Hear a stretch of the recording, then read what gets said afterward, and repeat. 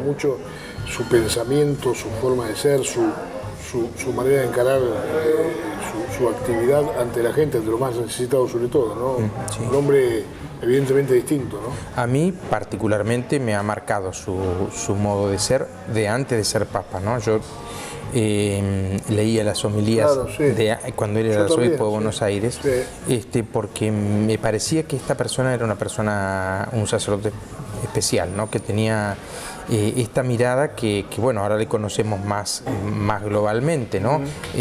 Una mezcla de pequeñez, sencillez y profundidad, de ternura y de fortaleza, porque él es una persona muy misericordiosa, pero también cuando tiene que decir algo lo dice con toda fortaleza, y incluso con los sacerdotes sus mensajes son de mucho acompañamiento, de mucha paternidad, pero también de mucha exigencia, ¿no? ¿Has tenido oportunidad de estar con él en algún momento?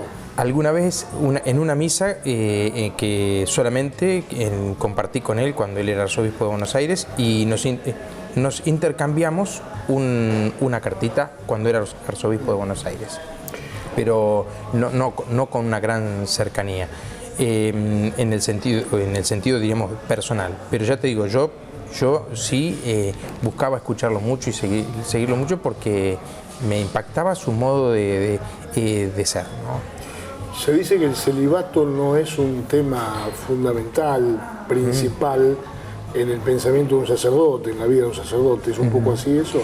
Bueno, la gente siempre pregunta, sí, ¿no? o dice por qué. Y porque es lógico que ver a una persona que es soltera por opción, es un cuestionamiento, ¿no es cierto? E incluso decir, bueno, ¿cómo se vive el celibato? El celibato nosotros tratamos de vivir en medio de nuestras pobrezas y limitaciones los tres consejos evangélicos que están muy unidos, el de la pobreza, la castidad y la obediencia. El celibato es una especie de pobreza. La pobreza de medios, que es el consejo de la pobreza, va a llevar un estilo de vida sencillo, donde esté lo necesario para vivir dignamente, pero con sencillez. Eso es la pobreza que diríamos material. Y la castidad o el celibato es la pobreza, el despojo del tipo afectivo, diríamos, ¿no? ¿Por qué? Pero no por una cuestión de desprecio al amor humano, al contrario, porque como te decía antes, nosotros abrevamos y hemos aprendido a amar en nuestra familia, o sea que el sacerdote ante todo es un gran defensor de la vida familiar. El celibato se entiende solamente por un gran amor exclusivo a Dios. Cuando vos tenés a una persona muy metida en el corazón, le querés dar la exclusividad a esa persona, ¿no? Es decir, no por desprecio a otros, sino porque cuando amás a alguien, el amor intenta que esa persona tenga un lugar exclusivo en el corazón. Y exclusivo es exclusivo en el caso de los sacerdotes. El celibato se entiende en esto, por un amor muy grande, no por la negación del estado de vida matrimonial que el sacerdote valora mucho. ¿Cómo se lleva adelante? Primero hay que, de algún modo, entender que toda persona que hace una opción por una pareja también es una opción exclusiva. Es decir, opta por esta mujer y también rechaza a otras mujeres que se le puede, ¿no? Entonces, siempre que uno hace un amor, siempre tiene renuncias. Es decir, no es que renuncia el cura nomás. Todo varón que se casó renuncia también. Toda mujer que se casó renuncia a los otros varones que se pueden presentar, porque la opción exclusiva por alguien implica renuncias. En el caso nuestro es la renuncia, diríamos, por este amor. Ahora, hace más ruido hoy por los trágicos sucesos que ha habido con hermanos sacerdotes que han traicionado la vida sacerdotal de una manera gravísima, cometiendo delitos que tienen que ver con la moral sexual, con la vida sexual, ¿no?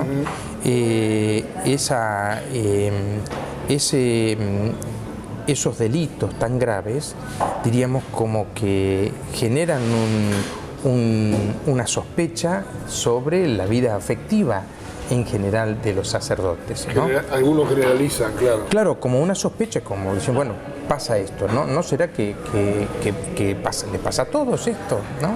Entonces, bueno, yo tengo que decir que no es, no, que tengo que decir, quisiera decirles que no, quiero decirles que no es así, que la vida afectiva de un sacerdote, el celibato no es un camino de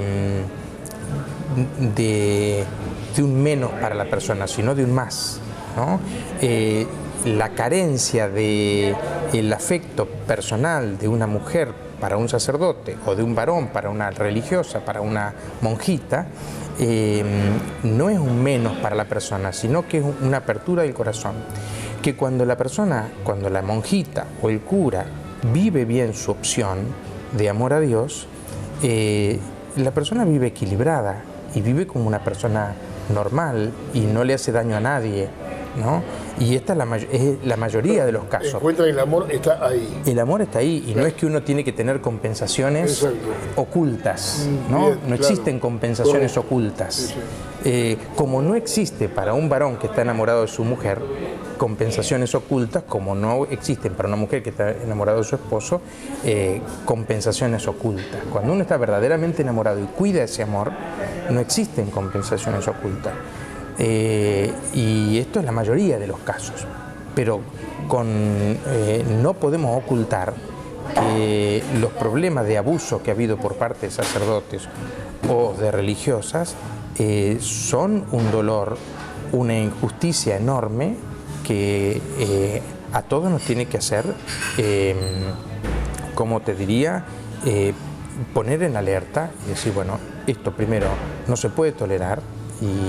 Y en esto, como tanto el Papa Benedicto como el Papa Francisco han sido muy severos y son muy severos, ¿no? Cuando hay un caso de este tipo, en primer lugar dejando actuar a la justicia civil, ¿no? Y luego de que la justicia civil se haya expedido, también llevar un proceso que se llama canónico, que es la justicia de la Iglesia frente a estos casos, ¿no?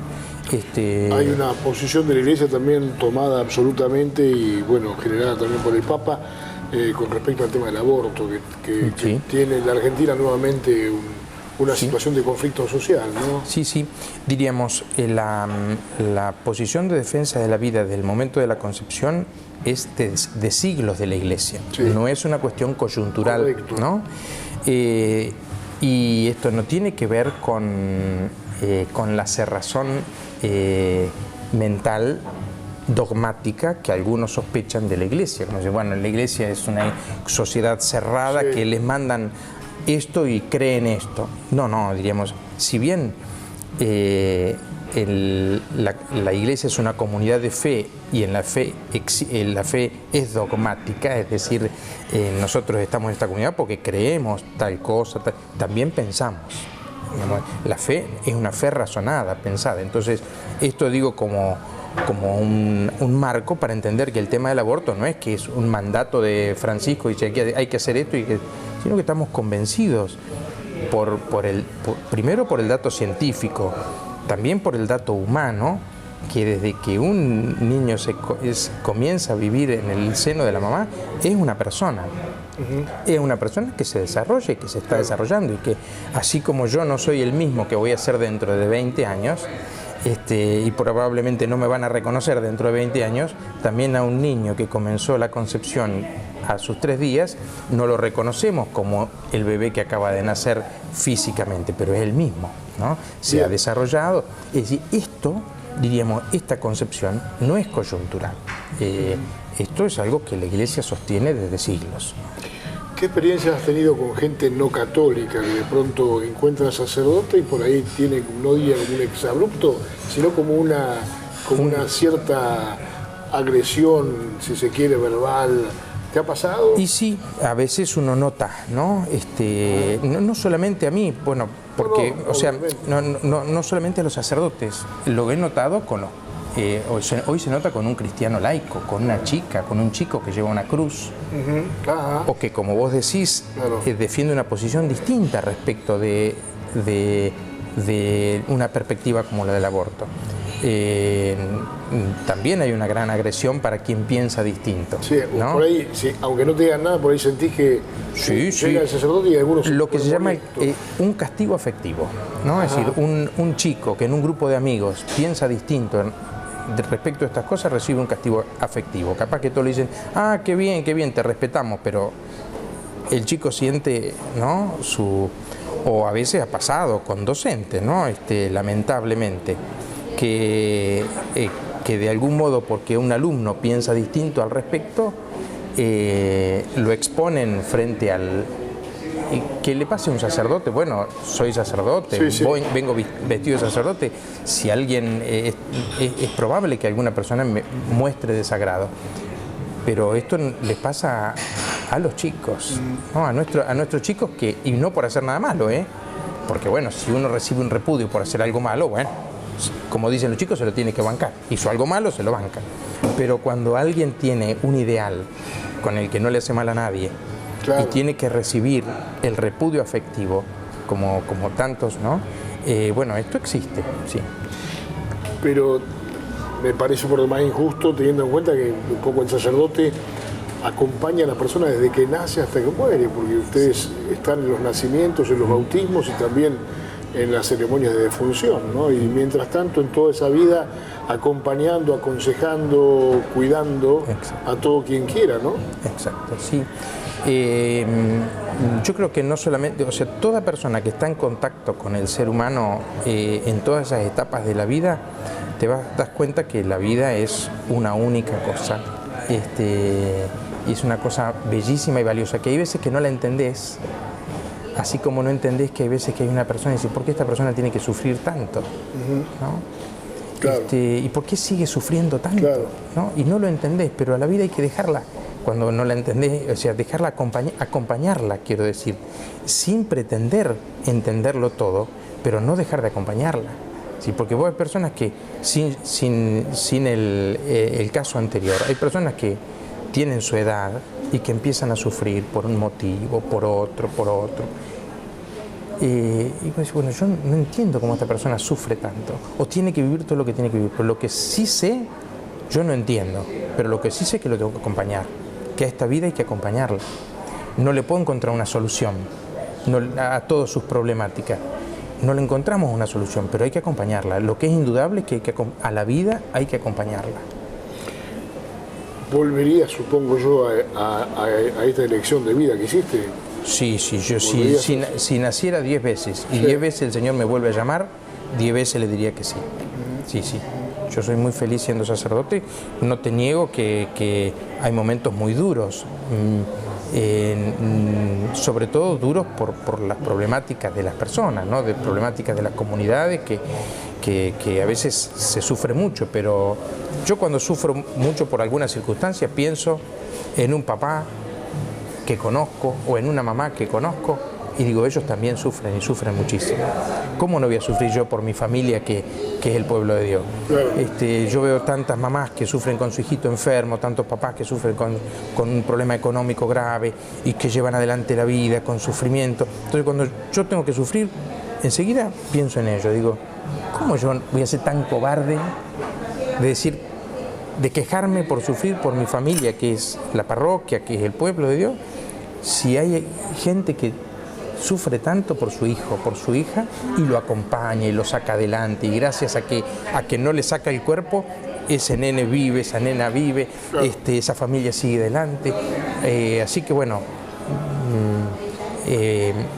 yo creo que en esto, diríamos, el sufrimiento de un sacerdote no es mayor que el sufrimiento de otra persona, ¿no? El Papa Francisco pide, recen por mí.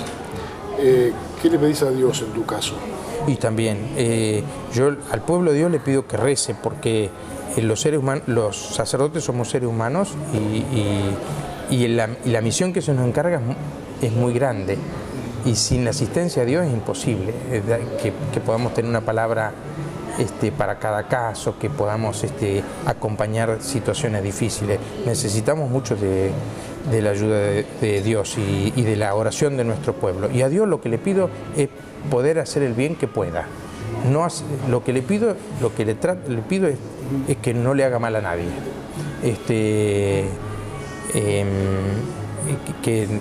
Como dice, si canto de este modo por considerarlo oportuno, que no sea para el mal de ninguno, sino para el bien de todos. ¿No? No sé si puedo hacer mucho bien, pero por lo menos que no le haga mal a nadie, ¿no? Te agradezco mucho, Roberto, ha sido un gusto y un prestigio para el programa, por supuesto, tu presencia, ¿no? Bueno, para mí una alegría enorme. El otro día compartimos con vos la fiesta de la comunidad libanesa, sí, de San Marón y de los sirios, y fue una alegría. Muy bien, el padre Roberto Buchler, el titular de la parroquia de Nuestra Señora del Carmen, estuvo con nosotros. Un gusto charlar con él sobre estas cosas tan importantes que hacen a ser buena gente, ¿no? Si cumpliéramos todos los 10 mandamientos, el mundo estaría absolutamente solucionado en la convivencia.